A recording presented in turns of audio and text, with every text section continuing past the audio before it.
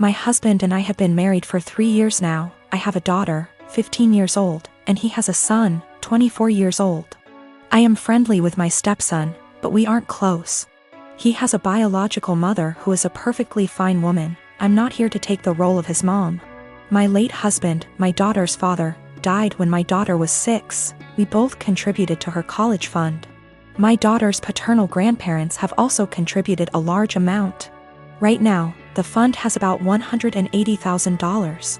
My daughter is extremely bright, and I'm not just saying that because I'm her mom. I truly believe she has the capacity to go to an Ivy League school, and her teachers have said she has the potential as well. And I don't want costs to hold her back. Our income would be too high to get any meaningful financial aid. And while there are a few merit-based scholarships out there that she will be applying to, we don't want to put all our eggs in one basket and hope she gets it when it's so competitive. My current husband and I have separate finances. He doesn't contribute at all to my daughter's fund. My stepson is struggling with a heroin addiction and has stolen money, jewelry, higher loans, and electronics from us for drug money. I understand that addiction is a disease, and I personally paid for an outpatient detox for him, which cost $1,000, which failed. His father then paid for an outpatient rehab program, which cost $6,500, which also didn't work because he barely showed up. He promised us he'd do better next time and he needed another chance. So I split the cost of another $6,500 outpatient rehab program with my husband, which seemed to work during program, but he relapsed as soon as he got out of it. I have spent so much money, time, and energy and it hasn't helped at all. My husband and my stepson want to try a 60-day inpatient rehab program, which will cost $30,000. I had absolutely no idea where they were supposed to get the money for that, considering the thousands and thousands of dollars that were already spent, and the fact that we no longer had anything of value in our house. They want to use my daughter's college fund, which to me is absolutely off limits. I feel like it's completely unfair to my daughter to punish her for my stepson's addiction. Unfair to my late husband and his parents, but frankly, I don't think spending $30,000 will work. My husband thinks I'm an asshole because I'm prioritizing my daughter's education over his son's life. And he believes medical needs come first. He then asked my daughter if she'd be willing to use $30,000 from her fund to pay for her stepbrother's rehab. And she got very quiet and did not answer. He then got very upset with her and said she was being selfish.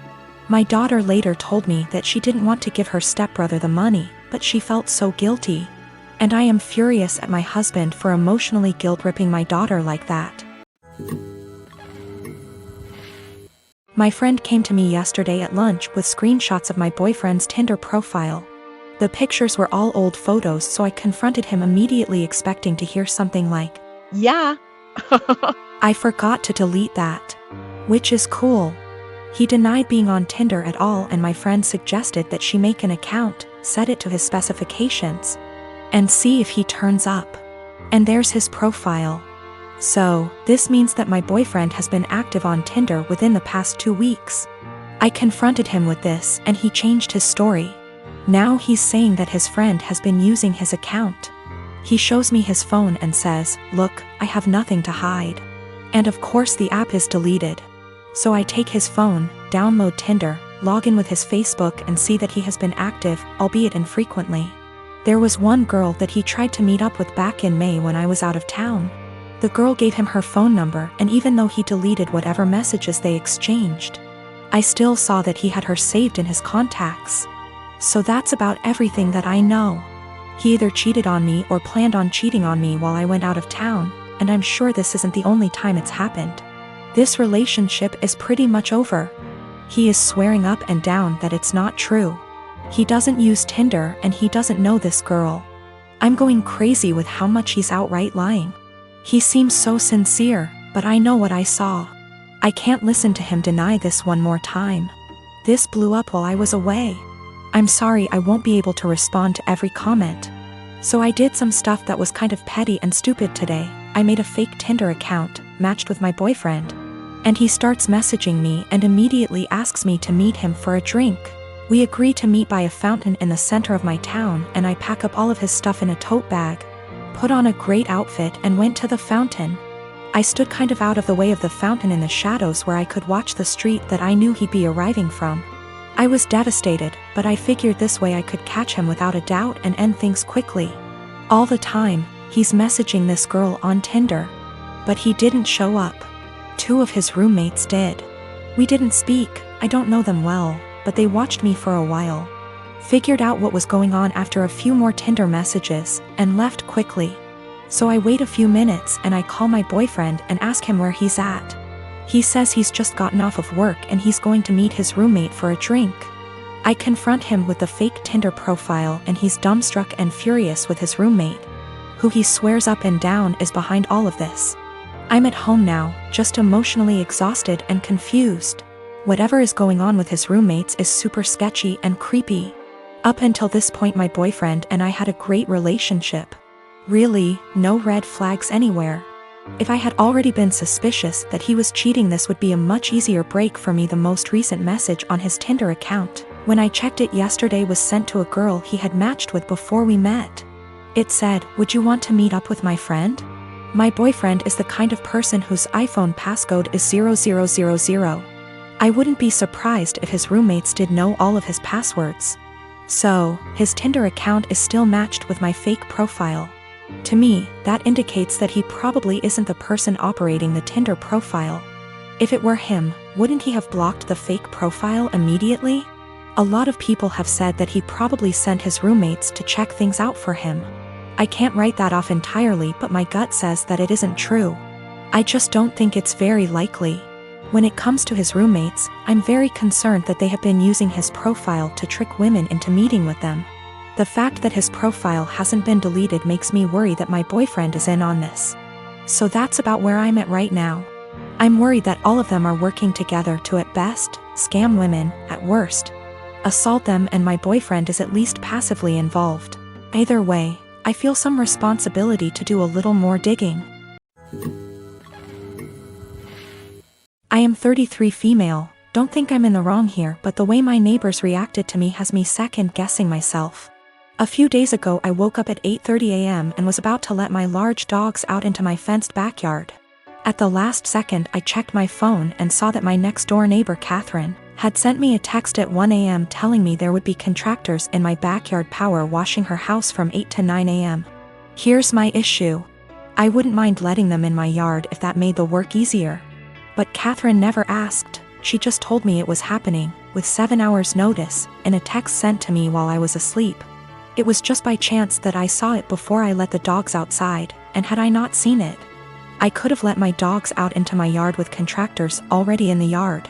One of my dogs is a very fearful dog, and while he has never bitten anyone, that is only because I work extremely hard to protect him from unwanted encounters with strangers, advocate for him and his personal space and special needs, and never let anyone get close to him without measures taken to make sure everyone is safe. He is a very loving and special dog, so this is just not a risk I'm willing to take because I want to be a responsible dog owner. My neighbors know this, and they know he's scared of pretty much any person that I don't carefully introduce him to. I also have very clear signage on all the gates. But they told the contractors they could go into my yard. Didn't ask permission, didn't wait for my answer. I felt this was an egregious overstep, and just kinda rude and entitled of them to not ask me permission, and just tell me it was happening like I had no say in the matter. I got mad and texted her back and told her that this could have a very serious safety issue and it is not okay, under any circumstances, for them to ever give anyone permission to enter my yard where my dogs could bite them. Unacceptable, and never again. Catherine's husband Jack then blew his top and told me that they didn't have any notice either. They heard from the contractor in the middle of the night and there was no time to notify me. I feel like that's not my problem, and that they should have waited to receive confirmed permission from me before telling the contractors it was okay. I really don't think I'm asking a lot here. I feel like this is an extremely reasonable request, dog issues or not. Then Jack told me that my behavior was unacceptable and that any harassment of the contractors would be dealt with, and that I was to immediately cease harassing Catherine. I never even spoke to the contractors. And I sent Catherine a total of 4 text messages that more or less said that this is a boundary they can't cross. This was unacceptable. and they are not to do it again. Jack sent me a few more nasty texts, and at this point I'm not really interested in being friendly anymore. But Jack still said that I was the one who was being unacceptable.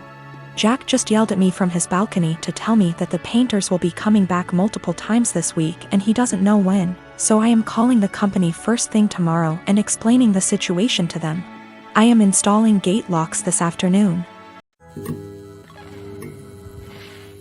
I have 3 siblings between the ages of 10 and 18. I'm the oldest, fourth at 25. Every year on every single one of our birthday, we're expected to celebrate my mom as well. We've done it since we were little. It was taught to me as giving thanks for carrying plus giving birth to us. Which I'm all for. I am grateful as we wouldn't be here without her. The issue is though, it becomes less of our birthday and more so an anniversary for the day our mom gave birth. Every year on our birthday our mom gets gifts too. As we got older, we're now expected to get her monetary gifts, and not cards, or homemade stuff.